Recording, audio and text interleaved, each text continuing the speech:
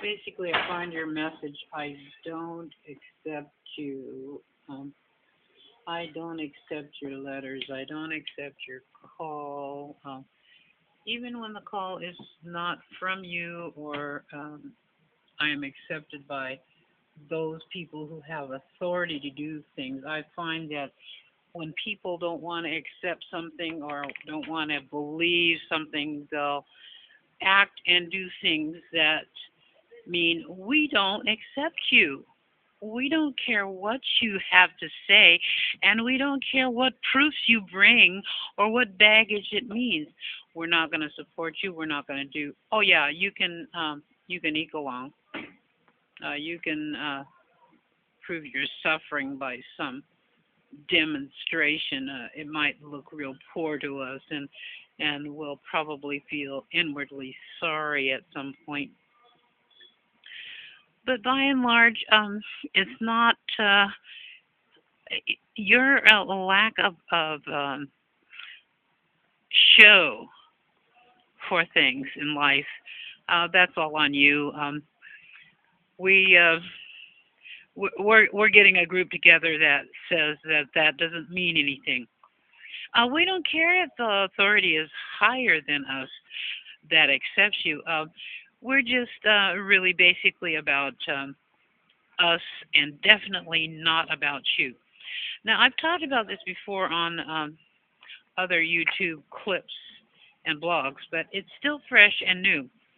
I've noticed that some of the priesthood in Christianity have gone down into poverty and sackcloth even more since I was ordained. I've already been through many, many years of misery, um, sleeping on streets and stuff like that, as proof of ministry, as proof of there are people suffering out here in the streets and suburbs and regions, and having to daily walk with bags and baggages. But au contraire, that proof to some people is meaningless because their agenda has nothing to do with Christ has died, Christ has risen, and Christ will come again. It's like to them, all the beep beep, all the colors, all the spangles and baubles are not. Um, Christ is not worthy of all that, and neither are his servants.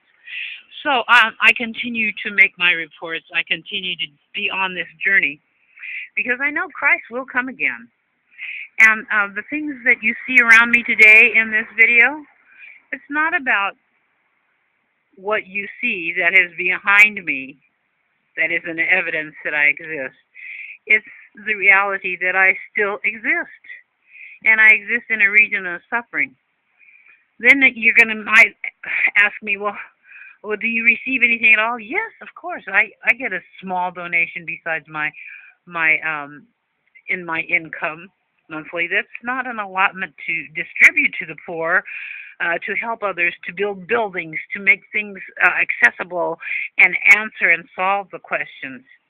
It's only just kind of like eking out a way until people really hear and come together and resonate on what is really a solution for the poor. The missionary work will continue until there's a solution that is a permanent solution for the poor. That does not mean death to poor people.